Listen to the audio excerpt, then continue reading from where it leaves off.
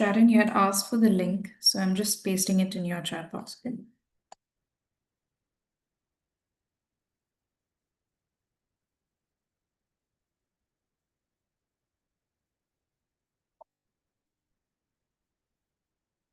Okay, so I've started sharing my screen. Can someone confirm if my screen is visible? Yes, ma'am, it's visible. Okay, thank you so much. Okay, thank you, Kanagvalli. Okay, so I can see participants have started joining. So hello everyone, for those of you who are joining with us right now. We will start with the webinar in about few minutes. And we are waiting for other participants to join in the meantime. And while we are waiting, it would be great if you can introduce yourself in the chat box. You can let us know where you're from and what is your educational background. Are you from a bioinformatics background or are you from like a life science background? You can let us know in the chat box. And also, you can let us know about your research interest, like are you interested in like cancer research or plant biotech research? Please feel free to let us know.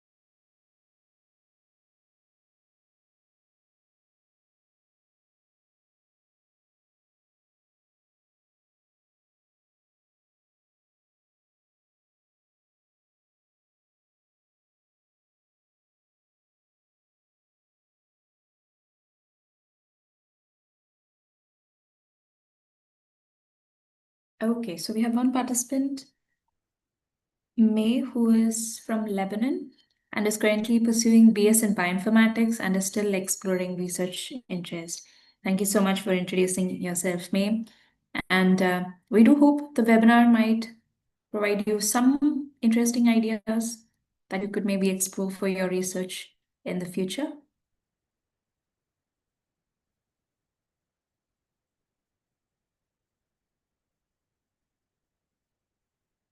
Other participants also, please feel free to introduce yourself in the chat box. We'll try to keep it a little bit interactive so that we could also get to know about the participants' interest and also about their background.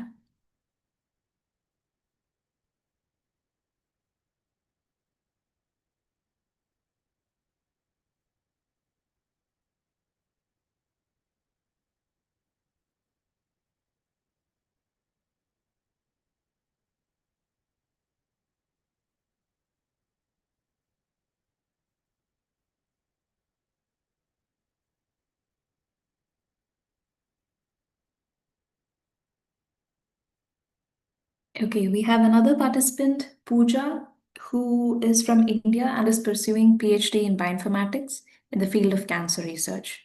Perfect. Welcome to the webinar, Pooja.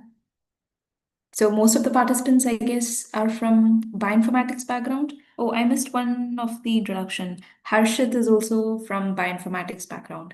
That's pretty interesting. Any participants who are from like a complete biology background?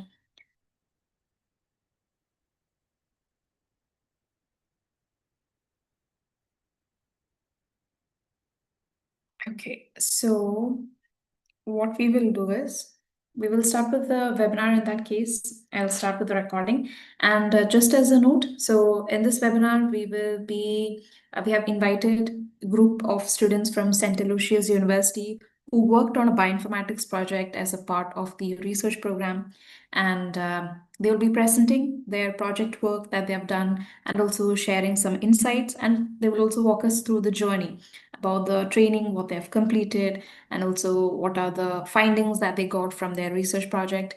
And we do hope that their discussion will spark some ideas or conversations amongst the participants like me who are still looking for some interesting topics to work on for the projects. And at the end of the webinar, we will also announce some exciting opportunities that participants can maybe look into as a part of the research program. Okay, so I'll start with recording. I'm getting few requests from the participants about recording. We will record this and email you the link to the recording. So just make sure that you keep an eye on your inbox. By tomorrow, you should receive an email with the webinar link. Okay. So in case you missed the session or you would like to go back and revisit it, you can do the same. Okay, I can see more participants are introducing. Thank you so much. Okay, without further delay, I'll start with the recording. So I'm assuming there might be participants who are joining with us for the first time. For those of you who are joining with us for the first time, I would like to take a brief moment to introduce you to the team behind the webinar and a little bit about what we do. And also, since there are a lot of interest among the participants related to training and also research opportunities in bioinformatics, I'll take you to the platform where you can explore all of this at your own pace after the webinar is over. Okay. So once again, hello everyone. Welcome to the webinar on lifestyle exposures and lung cancer, a transcriptomic perspective. So in this webinar, we are joined by a group of students from St. Aloysius University who worked on a research project as a part of their semester. And they will be sharing their insights about the project, about their learning journey, some of the coursework that they have completed, and also about a little bit about their findings that they have got at the end of the research project. Okay, and just as I mentioned in the beginning, at the end of the webinar, we will be announcing some exciting opportunities that participants who are interested to explore research or bioinformatics, we would like to share some of these opportunities that you can look into. So stay tuned until the end of the webinar to learn more about it. Now, without further delay, about the team behind the webinar. So we are a global bioinformatics and data science company with roots in India and the US. And over the years, we have had the privilege to collaborate with leading universities, research institutions, and industry partners worldwide, delivering innovative learning and research solutions. And our mission is to bridge the gap between data-driven research and skill development. To achieve this, we work with regional and international experts who help us tailor our program to the specific needs of students, educators, and researchers across the globe.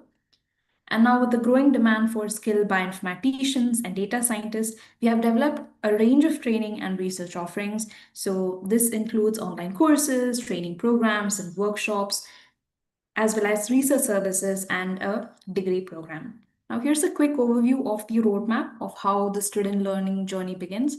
The students from St. Lucius will be also giving you a brief background about the same, where they started with learning certain coursework, and then they worked on certain research topics, and finally preparing their report and their presentation. Now, we also offer a diverse range of courses and example projects on topics ranging from oncology, infectious diseases, metabolic disorders, to even agribioinformatics. And all of these courses are enriched with engaging content, including visuals, infographics, and video lectures. Now, we also heavily focus on experiential learning through short tutorials, practical demonstrations, and coding exercises. Now, while our courses are fully automated and lesson-based, we also understand the value of mentor-guided instructions. So that is why we also offer workshops and training programs that combine instructor-led sessions with hands-on walkthroughs to reinforce some of the key concepts. So this includes a combination of expert video lectures, interactive tutorials, and step-by-step lessons to get the best of both the theoretical as well as the practical applications. Now, for those who are interested in carrying out research, we want to introduce you a little bit about this program as well. And the students who are presenting their project today were also a part of this program. For those of you who are joining with us for the first time and do not know much about the program, so it is an excellent platform for students from a diverse range of background, like undergraduates, postgraduates, even we have PhD students and faculties who join the program to work alongside a mentor on a specific research project. So they choose to specialize in a specific omics field like genomics, metagenomics, transcriptomics, or cheminformatics or metabolomics. And they also choose the topic that they want to work on, like infectious disease, agriculture, precision medicine, or metabolic disorders, neuroscience, and so on. And the objective of their research project can be numerous. Some of the participants join with the intention to get some research experience who are still in their undergraduate or postgraduate, and they want to get a glimpse into how research is done in bioinformatics. We also have participants who join with the objective of carrying out publication. So they join with us for a longer duration and work on preprints as well as publishing in reputed journals. We also have participants who work on projects to present at poster presentation conference as well as conferences, right? And I would like to now quickly take you through a few examples of how students from a few of our previous students from our program have completed some of the preprints and publications, and that too on a diverse range of topics, right? So here on the screen, you can see one of the students who have worked on a project on stem cell and development biology. We also have interest from participants on space medicine and radiation protection. Now, cancer research is also one of the most popular amongst the students to work on a research bioinformatics research project. We also get interest in neuroimmunology and neurodegeneration, vaccine efficacy and immune response analysis, antimicrobial resistance and global health. And this was conducted in collaboration with a team of faculties based on a university based out of Nigeria. So we have participants coming from diverse range of educational backgrounds as well. This one was on COVID-19, and we also had a group of students who wanted to present their project for a poster presentation competition. So they worked on a project based on reproductive health. We also have topics related to structural biology and cheminformatics. And finally, this is another interesting preprint that was carried out by a high school student. So we even have high schoolers who join the program, they get trained in bioinformatics, and then they later go on to publish their preprints or in journals as well. So this is just a quick introduction that we wanted to give you about the research program. And these are some of the feedback that we have received over time through workshops and webinars and some of our training programs. Now I'll just stop sharing my screen and take you to the platform where all of these opportunities you can explore at your own pace at the end of the webinar. And let me share my screen once again. Okay. So if you have been a part of any of our previous workshops or webinars, you might have created an account. But for those of you who are joining with us for the first time, let me take a moment to show you how you can easily create an account and explore all of these opportunities. Okay. So I've shared the link in the chat box. You can head over to the link and this will redirect you to the main platform that is OmicsLogic. And on the top, you should be able to see the login option. You can click on that and then click on create an account if you're creating an account for the first time. You can enter your name, email ID, provide a password, or you can also create an account using any of your social media handles, such as Google, Facebook, Apple account, GitHub account, or even Twitter. So once that is done, and for those participants who have previously created an account, you can simply enter your email ID, password, and you can log in. In case you don't recollect your password, you can simply enter the email ID and then click on forgot password and check your email inbox for the reset option, and you can log in back to your account. Okay. So with that, I'll just log into my account just to show you some of the learning opportunities that you can explore.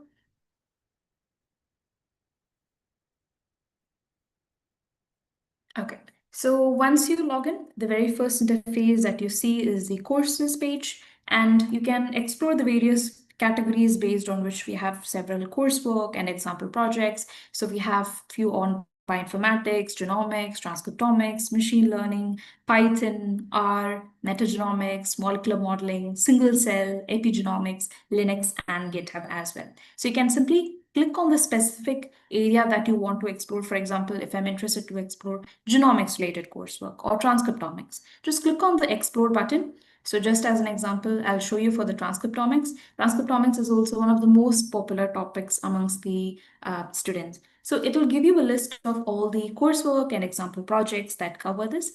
So just as for those, since we have some participants who are new to this field, I'll start with bioinformatics. So you can simply click on explore and it will redirect you to course one, introduction to bioinformatics.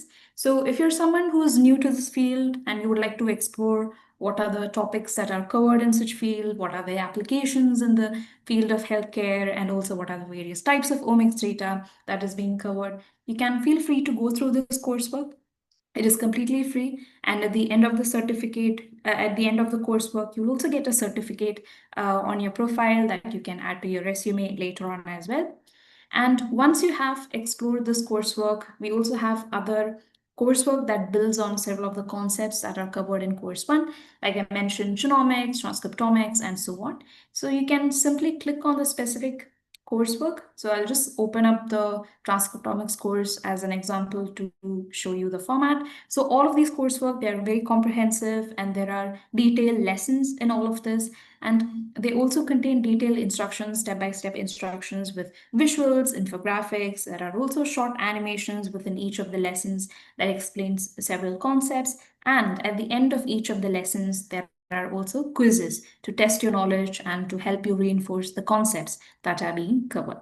And wherever there are coding involved, there are detailed explanations about what the code does and what are the outputs that you get, and so on as well. Okay, so this is just a quick format of the coursework that we just wanted to show you. Feel free to explore it at the end of the webinar. And if you have any questions, even after the webinar is over, you can definitely reach out to us and we'll be happy to assist with any queries that you might have. Okay, so that's all that I wanted to cover. And with that, I'll stop sharing and invite the group of students from St. Aloysius to present their project work that they have worked on. So over to you, Jennifer. Thank you, ma'am.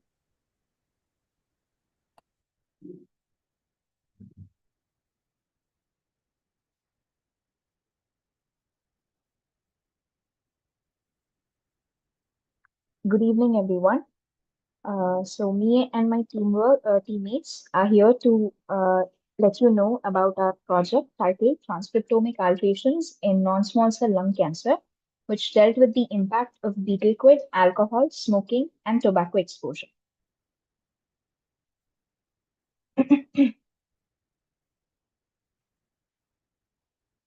My name is Jennifer Lawrence, and I've completed my master's in bioinformatics at St. Aloysius Institute of Management and Information Technology, Mangalore. And my major focus in the project was to explore the impact of betel quid on the development of non-small cell lung cancer.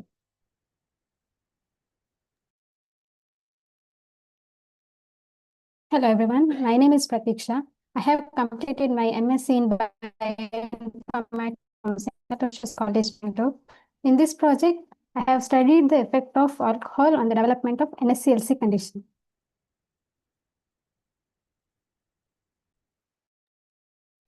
Hello everybody, I'm Kritima Ramesh and I've completed my master's in bioinformatics from AIMET Mangalore.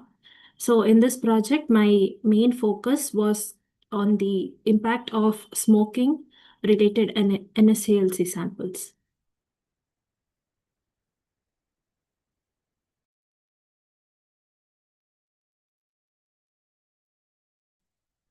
So good evening, everyone. I'm Sharon Xavier. I've completed my master's in bioinformatics at St. Aloysius Institute of Management and Information Technology, Mangalore. So my focus lies on this project on tobacco exposures in non-small cell lung cancer.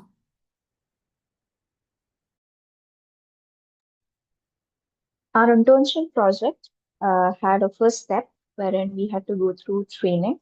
So it lasted for about 2 weeks, wherein we had to go through several courses. So these are some of the courses that were given to us in order to make sure we understood the topic well enough to dive into the project later on.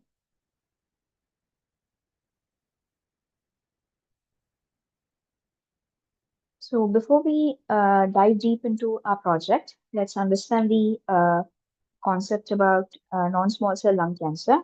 Well, it accounts for about 85% of all lung cancer cases, and it has three main subtypes: adenocarcinoma, squamous cell carcinoma, and large cell carcinoma.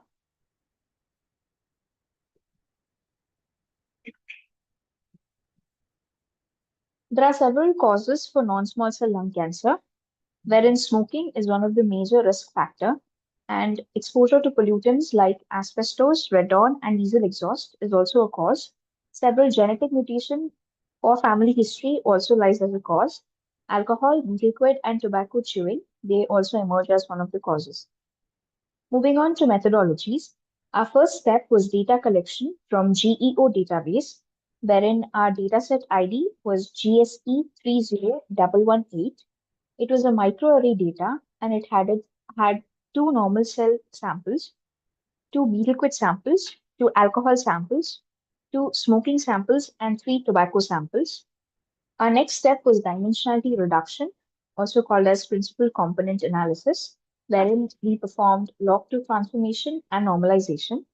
Our next step was differential gene expression analysis using GEO2R tool, wherein we analyzed for potential upregulated and downregulated genes. Then we moved with enrichment and pathway analysis, wherein we did KEGG analysis, KEGG pathway analysis, and gene ontology. So here we analyzed for any potential enriched pathways. Then we moved with gene network analysis by using gene linear tool, wherein we looked for the possible hub genes in upregulated category and hub genes downregulated category. Then we moved to correlation analysis using DPR2 tool, wherein we looked for if these genes are positively correlated, negatively correlated, or they are not correlated at all. I will be explaining the first two steps of the analysis. The first step is the principal component analysis, which is performed to reduce the dimensionality of the complex datasets. Using our language, we process the gene expression dataset by cleaning and normalizing the data. After that, we perform the PCA analysis and plots were generated. In case of betel quid exposure, we can clearly observe the separation between the normal samples and the betel quid exposed samples. This indicates that there is the difference in their gene expression profiles. Moving to the next case, in alcohol condition, we can also observe the clear clustering pattern between the exposed and the control samples. Similar trend is observed in smoking and tobacco exposure. This confirms that betel quid, alcohol, smoking, and tobacco leads to strong and consistent transcriptomic differences. The next step is the differential gene expression analysis, which is done using GEO2R tool. In case of betel quid exposure, 630 genes are found to be differentially expressed. These differentially expressed genes are represented in volcano plot. The left side of the volcano plot represents the genes which are downregulated, and the right side of the volcano plot represents the genes which are highly upregulated. In case of alcohol, 259 genes were found to be differentially expressed. Among these genes, 135 genes are upregulated and 107 genes were downregulated. Moving to the next case, in case of smoking, 450 genes are found to be differentially expressed. And finally, in case of tobacco exposure, 779 genes were differentially expressed. Among these genes, 446 genes were upregulated and 312 genes were downregulated.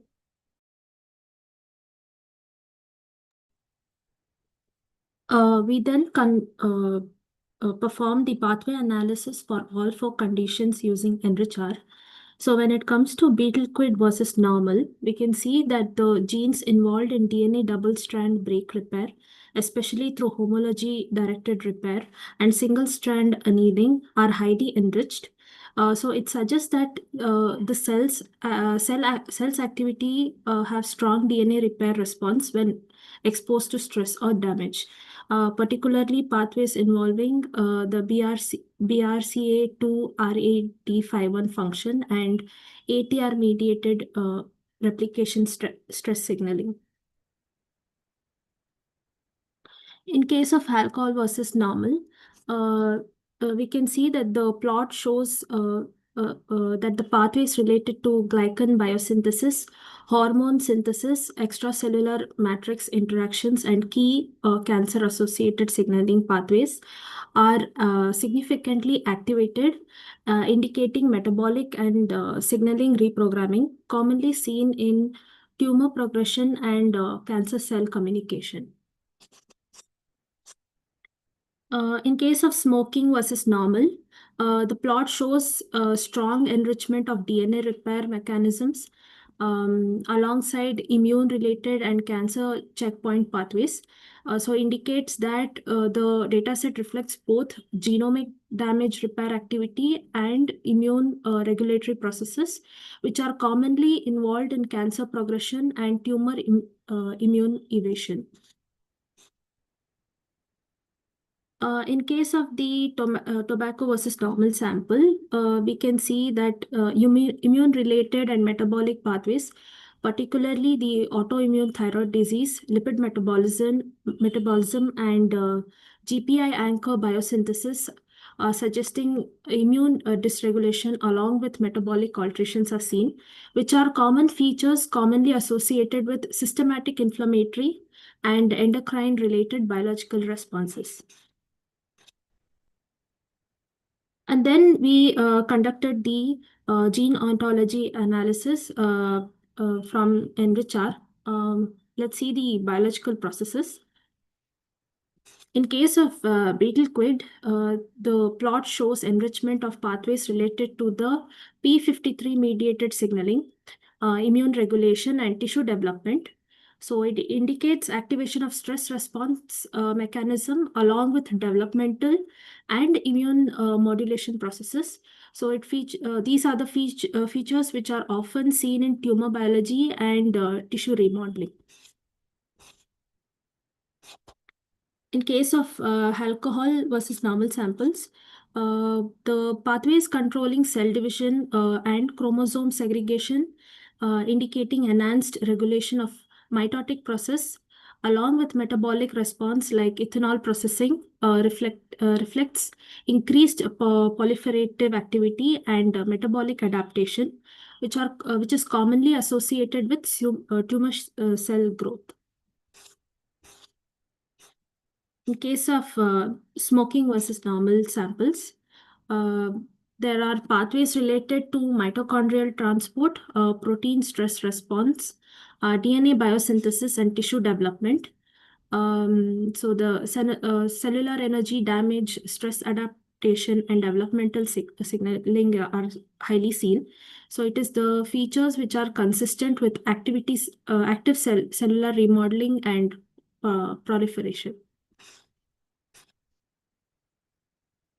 In case of tobacco versus normal, we can see that it highlights stress response, cell cycle checkpoint control, mitochondrial transport, and immune regulation pathways, indicating activation of protein folding, stress mechanism, proliferative checkpoints, and immune signaling. These are the key features of cellular stress adaptation and tumor-associated growth regulation. Moving to the molecular functions. In case of betel quid versus normal, it highlights the inhibition of ubiquitin-mediated protein regulation alongside epigenetic modification and cytoskeletal binding activities, indicating disruption of protein turnover and chromatin regulation, which are processes which are commonly linked to cancer progression and altered cellular signaling. In case of alcohol versus normal, we can see that the enrichment reflects altered enzyme and signaling activities, including sulfotransferase, pH domain binding, metabolic enzyme functions, and cellular signaling receptors, suggesting metabolic reprogramming and apoptosis related to pathway modulation, etc. In case of smoking versus normal, we can see there is strong involvement of transcriptional regulation, DNA protein interaction, glycoprotein progressing enzymes, and key receptor mediated signaling pathways. It highlights the altered gene regulation and cell-cell adhesion and signaling seen in this condition. In case of tobacco versus normal, we can see there is major dysregulation in calcium ion transport and channel activity, DNA binding functions, and ubiquitin-like peptidase activity. So it suggests there is disrupted ion homeostasis, transcriptional regulation, and post-translational modulation. Coming to the cellular components,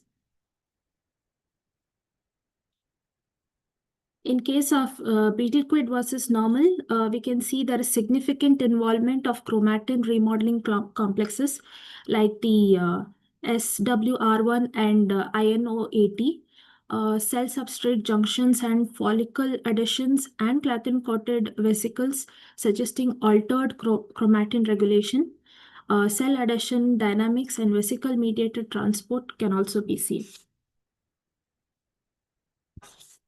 In case of alcohol versus normal, we can see involvement of cytoskeletal and chromosomal structures, which basically includes the inner dynein arms, dendrite cytoplasm, and a condensed nuclear chromosome, which indicates that there is alterations in the cellular motility, neural structural components, and also the chromosomal organization relevant to conditions related to alcohol. Coming to smoking versus normal, we can see there is involvement of clathrin-coated vesicles, endosomal compartments, and chromatin remodeling complexes, strongly suggesting dysregulated vesicle-mediated transport, intracellular trafficking, and nuclear structural organization, which are key features in cancer-related cellular communication and genomic regulation. In case of tobacco versus normal samples, the components highlights the strong involvement of clathrin-coated vesicles, endosomal and lysosomal membranes, and nuclear membrane, suggesting altered intracellular trafficking, receptor endocytosis, and nuclear transport processes, which are key mechanisms supporting cancer cell survival, signaling, and also the immune evasion.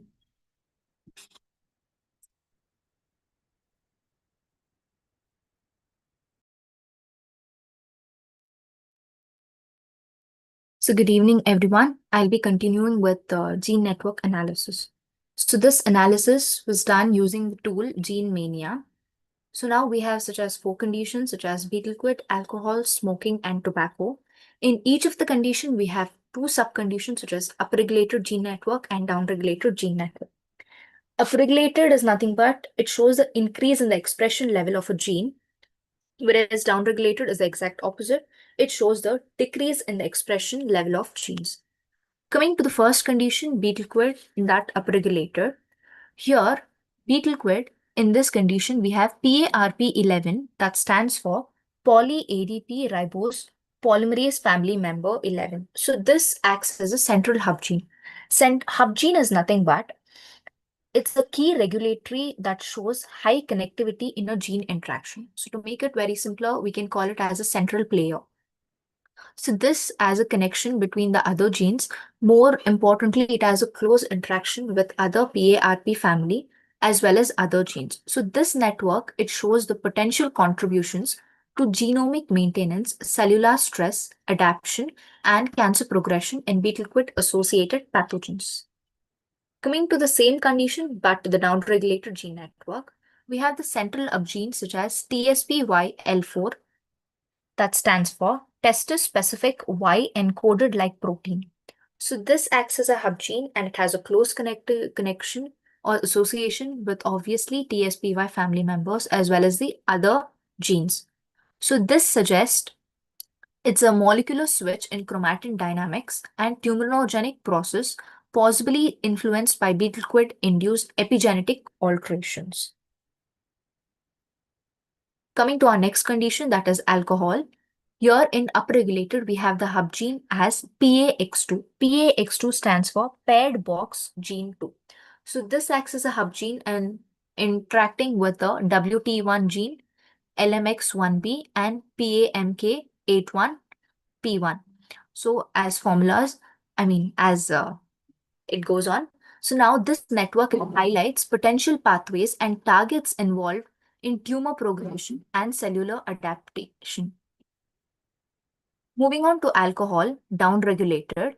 In this one, WDR33 network acts as a hub gene, that is WD repeated domain 33. So this also interacts with other genes such as PAPOLG, SSU72, ZNF622. This suggests impaired mRNA maturation and reduced protein synthesis, widespread transcriptional dysregulation. This may hinder the proper gene expression and contribute to tumor progression. Moving on to the next condition, that is smoking. Here, PDPN acts as a hub gene, that is photoplanin, and this also interacts with the other main genes such as CLE, C1b, and CD40.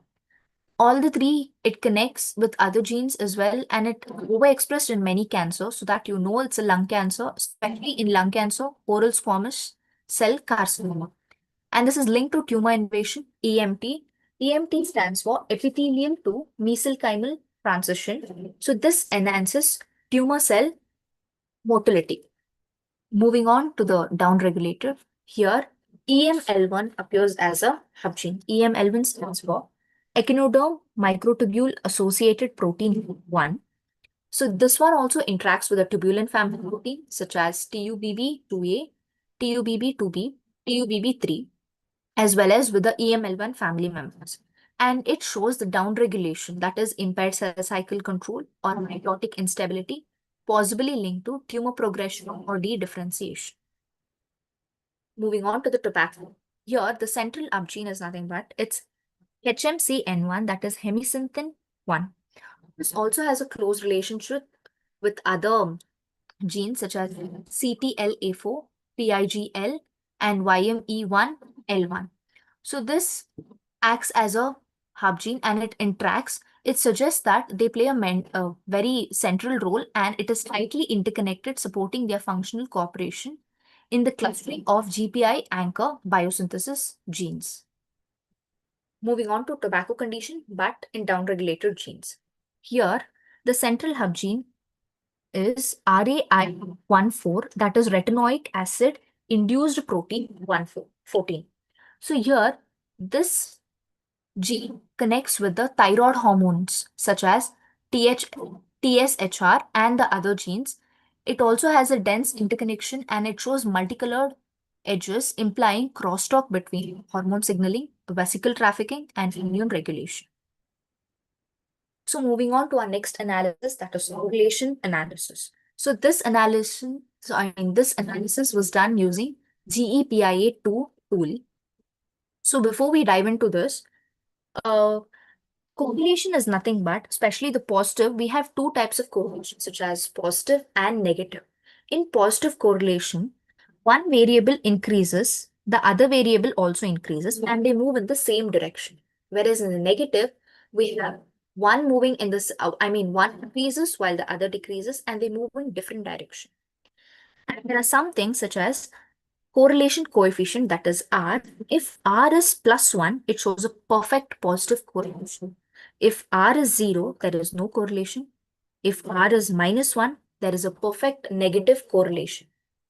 Same, we have 4 conditions: betel-quid, alcohol, smoking, and tobacco. And in each condition, we have subconditions such as upregulated correlation network and downregulated correlation network. We have an interaction between two genes, that is PARP11 and NAV3. PARP11 stands for poly-ADP ribose polymerase family member, and NAV3 stands for neuron navigator 3.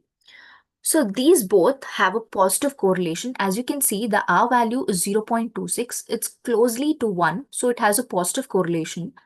And these coordinated upregulation may reflect the shared roles in DNA damage response and tumor suppression pathways, as PARP11, its function in NSCLC is immune invasion and cells survived under stress, especially DNA repair and genomic stability, allowing the cancer cells to tolerate the DNA damage.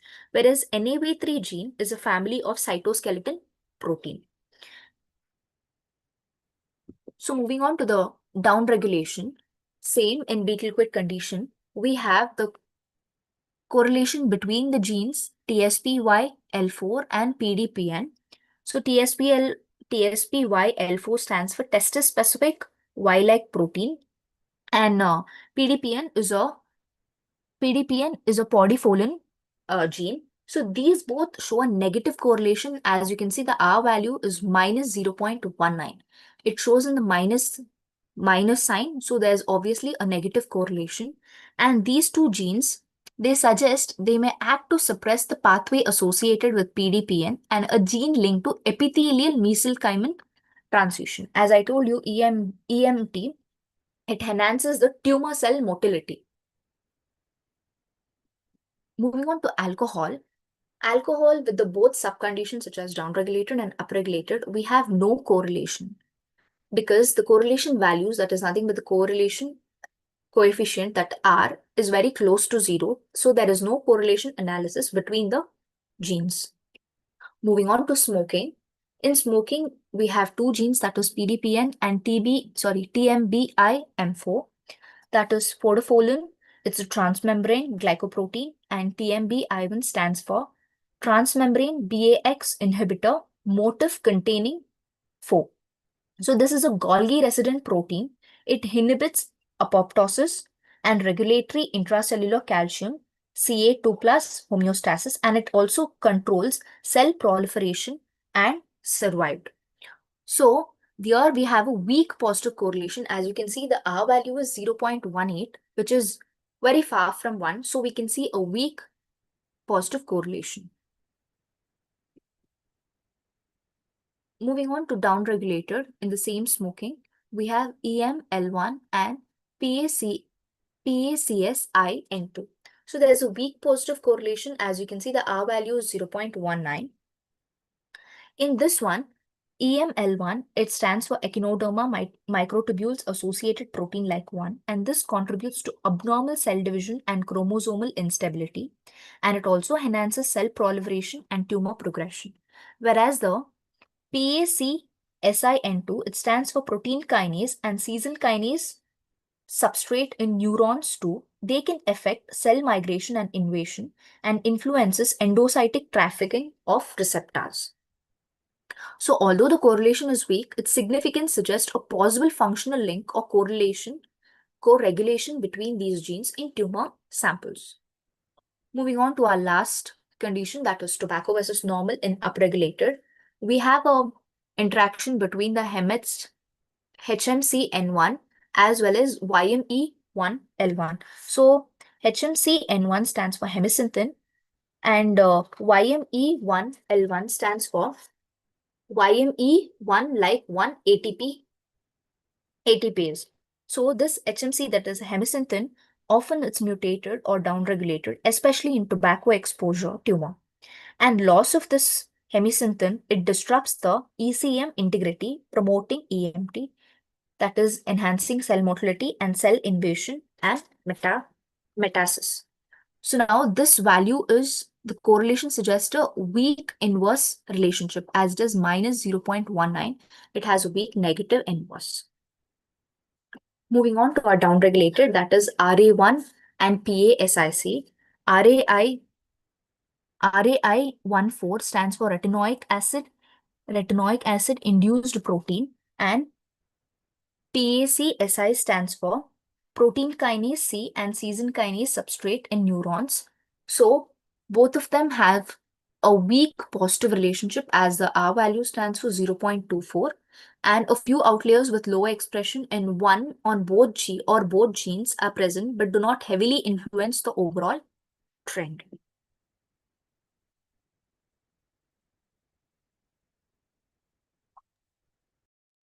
Apart from all these analysis, we also conducted comparative analysis in order to identify if there are any common pathways or common genes. So we conducted comparative analysis to find out the differentially expressed genes, which are common in all of the four conditions. Tobacco had a unique number of DEGs, that is around 451. Beet liquid had 116 unique genes. Alcohol had 141 genes. Smoking had 38 genes. Altogether, common of 10 differentially expressed genes were identified in all of the four conditions. These are the 10 common genes, and across are their respective potential role in the development of non-small cell lung cancer. We also conducted comparative analysis to identify the common pathways. Tobacco had 44 unique pathways, beet liquid had 10 unique pathways, alcohol had 21 unique pathways, and smoking had 2 pathways. So altogether, we found out 10 common pathways in all the four conditions. These are the 10 common pathways.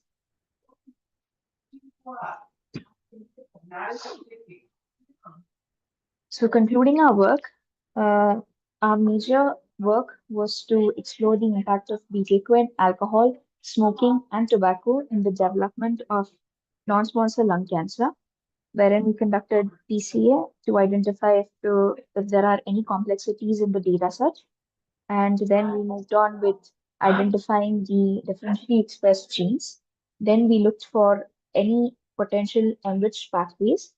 And then we also looked up for the hub genes in the upregulated gene list and the downregulated gene list using network analysis. And then we moved on with correlation analysis to identify if there are any significant correlation between the genes. And also comparative analysis was done in order to find out if there are any common differentially expressed genes or any common pathways. Altogether, we understood that there are several potential developments in non-small cell lung cancer due to the exposure of beet liquid, alcohol, smoking, and tobacco. Now I'd like to extend my sincere gratitude to Dr. Mohit for providing us with such an amazing opportunity into understanding the projects clearly and to explore all the sources. And I would also like to thank Mr. Harsh Kumar, who was our mentor, and he helped us throughout. And I owe him up to all the guidance and support that he provided us throughout the project. And I'd like to extend my gratitude to Dr. Shan. He's the head of the Department of Bioinformatics at Aloysius. He had supported us and motivated us into joining the program.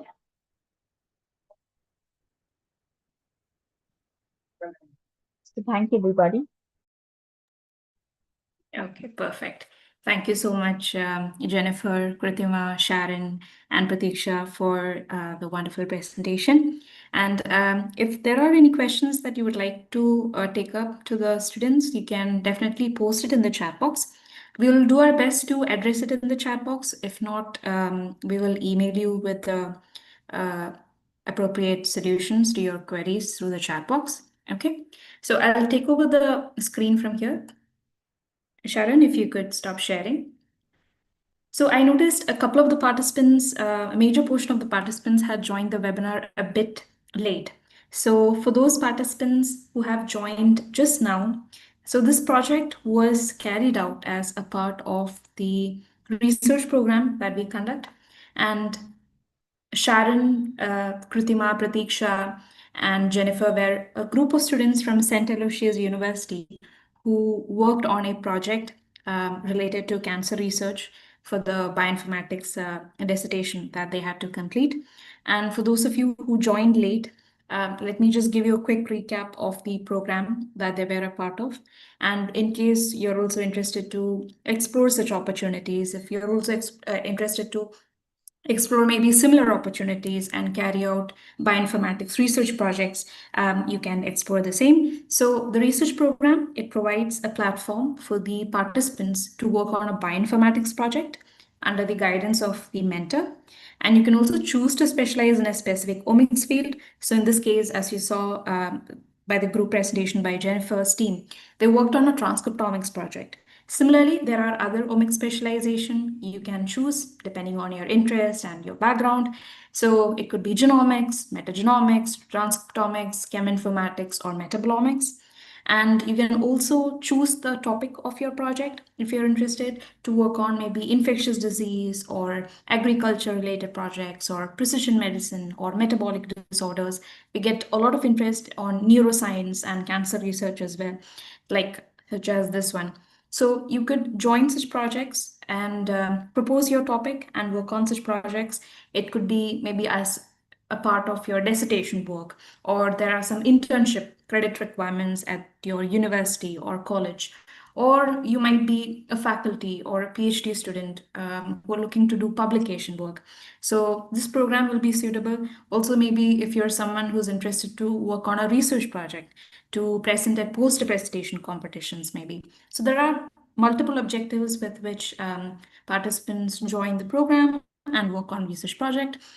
So I wanted to give you a quick overview of the program so that those who have joined late will get some context about what the presentation was all about. So now that you have seen the flow, how the students start from a little bit of training in bioinformatics and then getting to understand the concept of various transcriptomic data analysis and also working with different tools to carry out different analysis work, and also how to interpret the results that you get. So this is the basic overview of the research program, and you get full guidance from the mentor throughout the program as well.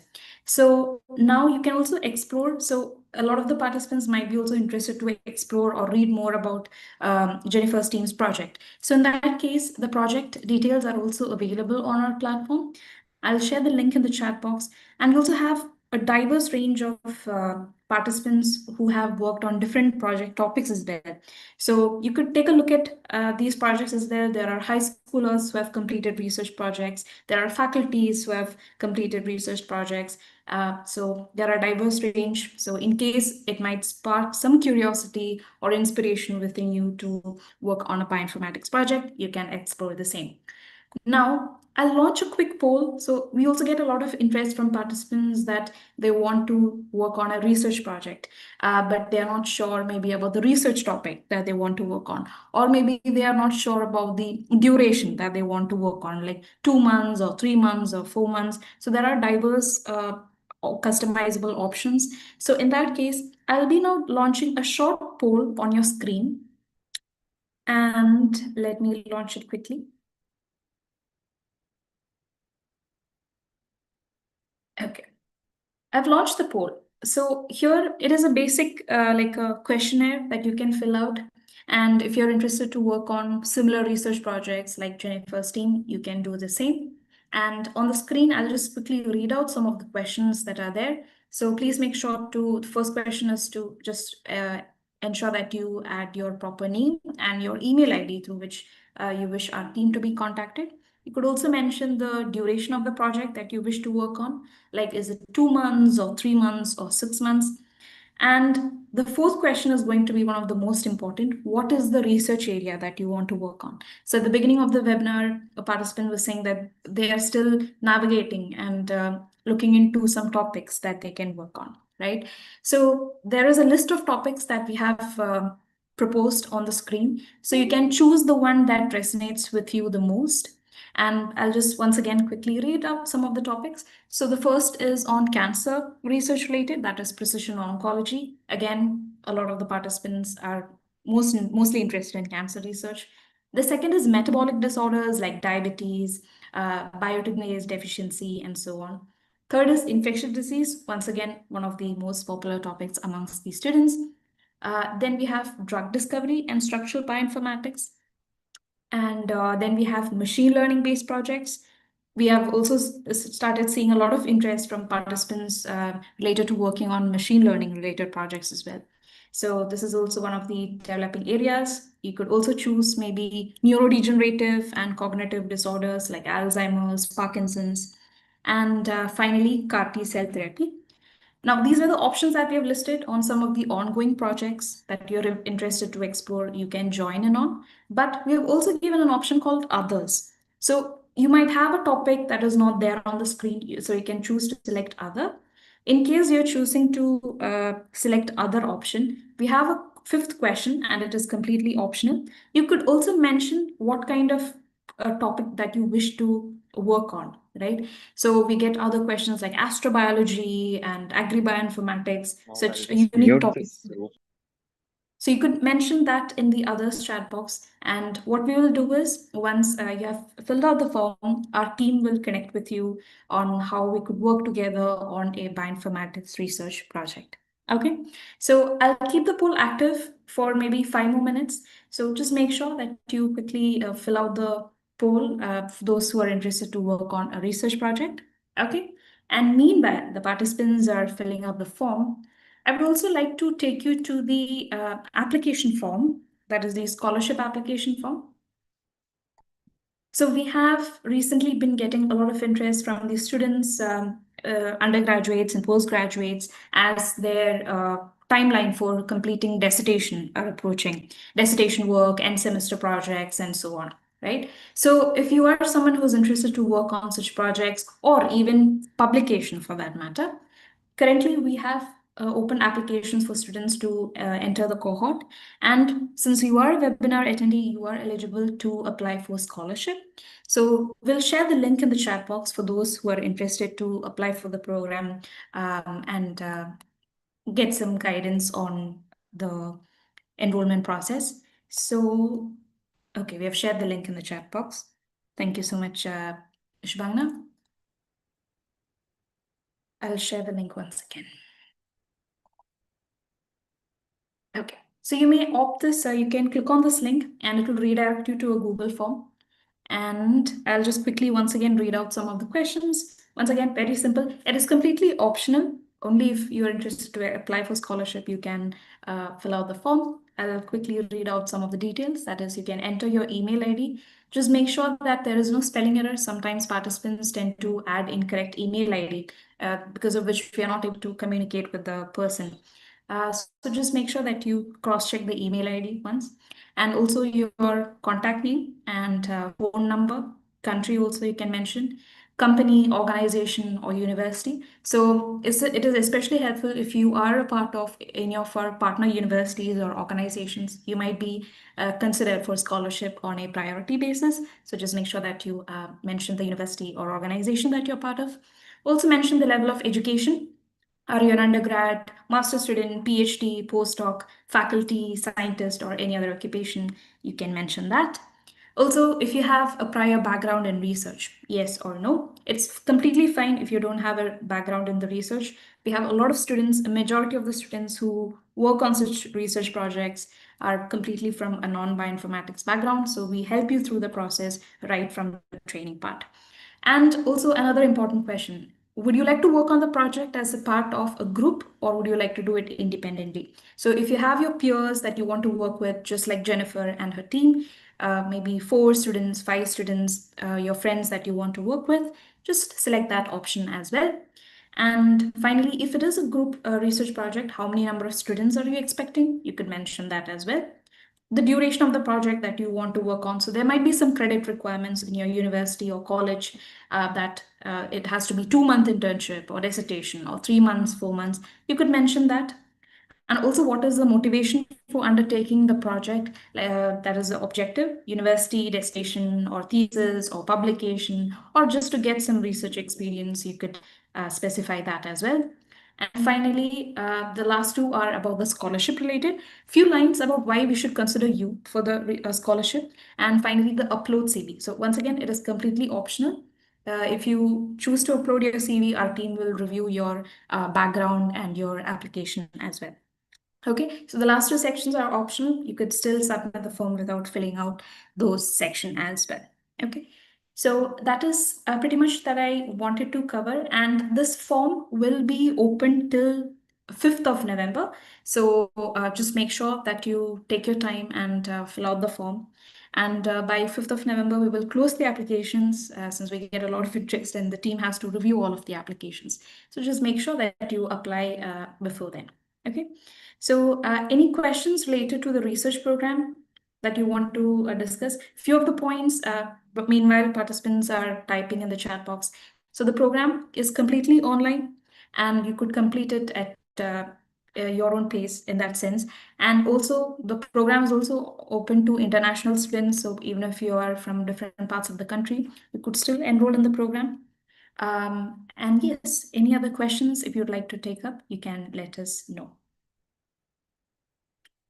I hope the participants are filling out the poll. I'll close in about 1 more minute.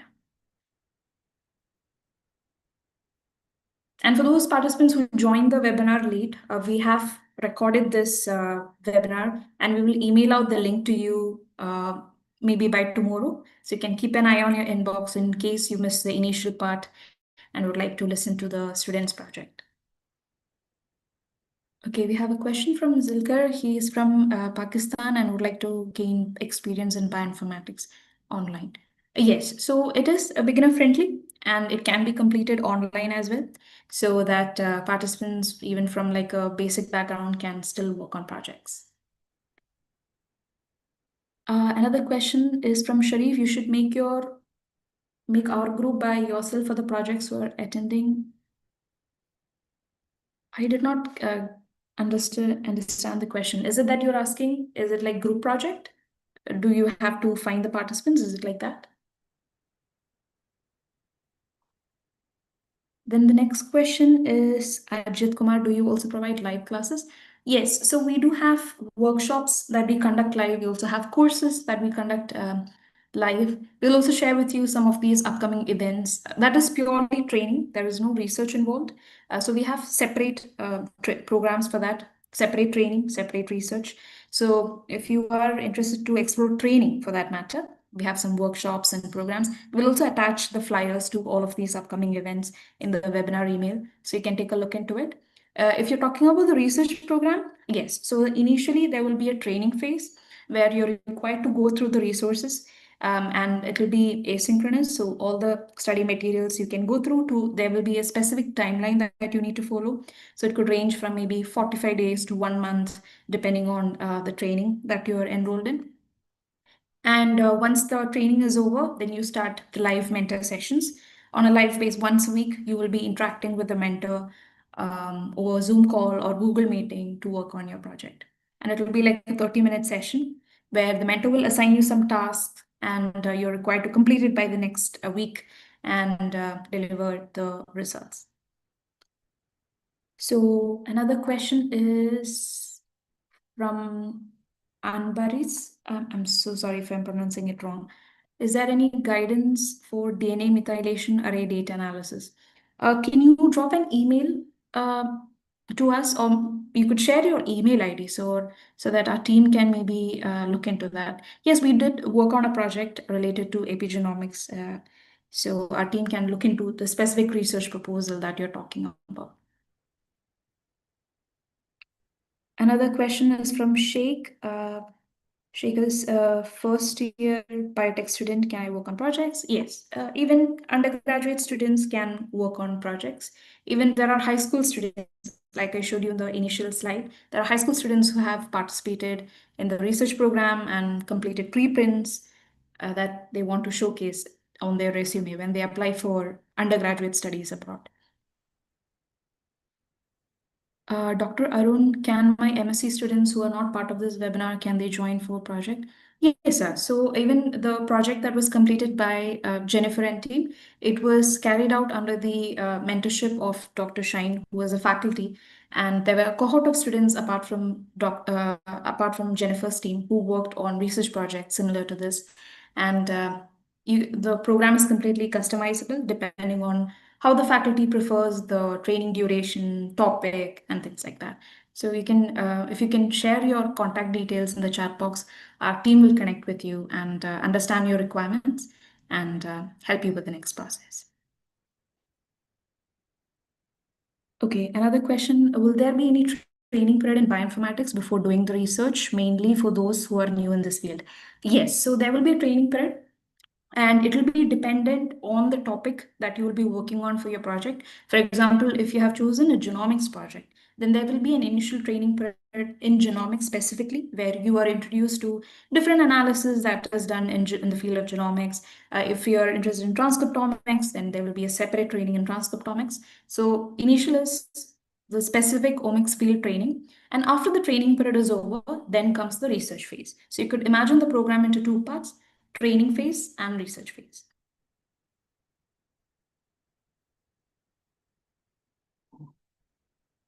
Okay, thank you so much. Our team will take a note of the email ID and we will reach out to you. The next question is from by Zahur. If you want to do research for our thesis formation, is it necessary to acknowledge OmicsLogic mentor as a co-supervisor? So the exact requirements we can connect with you over an email and let you know. If you could just share your contact details and the mentors can reply for those. Just mention the specific like thesis details like that you're working on so they could look into it. Okay, Shubhanga has also shared few contact numbers in the chat box. So these numbers are also available on WhatsApp. So if you'd like our team to guide you through each and every step, our team will be happy to do so. Just drop us an email on any of these contact number and our team will assist with any questions. I missed another question. I'm running my PhD and I need a bench work on metabolomics 6 months. Yes, so we also provide opportunities in metabolomic data analysis. So once again, if you could share the specific details of your research requirements, we can help you connect with the right mentor in the specific omics field and assist with your requirements. Once again, if you could share your contact details or maybe you could connect with our team on the provided contact details, that will be helpful. Thank you so much, Dr. Arun. We will contact you on that number.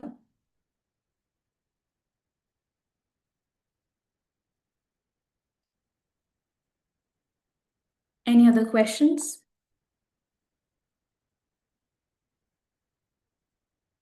I'll be closing the poll. So I think few of them are still filling out. I can see it. So it'll be helpful if you can fill it out and let me know. Yes, it is there will be fees. So it depends on, once again, the type of research requirements that you need from the mentor.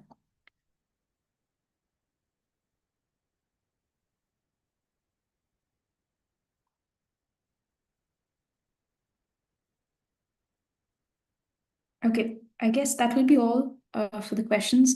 Once again, I'll share the contact details in the chat box. So please take a note of this. If you have any questions, uh, please feel free to connect. Drop us an WhatsApp message on any of these numbers, or we'll also share our email IDs. So Shubhang, if you could share our email IDs, and if you're not there on WhatsApp, you can connect with us on email as well, and our team can connect with you. Shall I end the poll? I hope everyone has filled out the poll questions.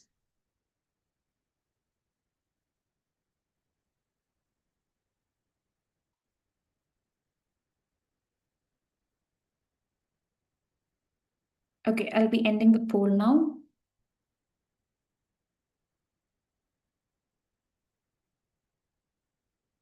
And I'll stop sharing.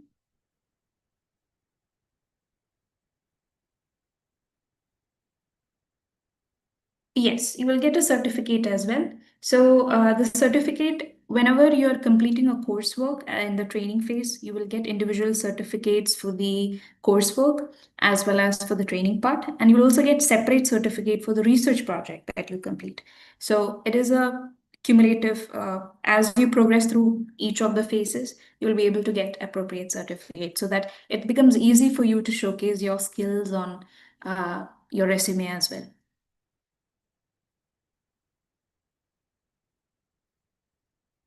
Okay, Sheikh. Yes, it is completely optional.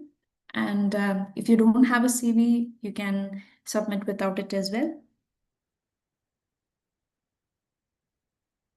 We'll keep it active till November 5th. I'll just type the date in the chat box. You have time till then to fill it out. Okay, I guess that will be all. And thank you so much once again for all the participants who stayed till the end and also interacted with us and asked the questions. And we do look forward to seeing you all in maybe one of the upcoming workshops or research program or even webinars. And we hope to stay connected. Thank you so much, everyone, once again, and we'll catch up soon. Thank you.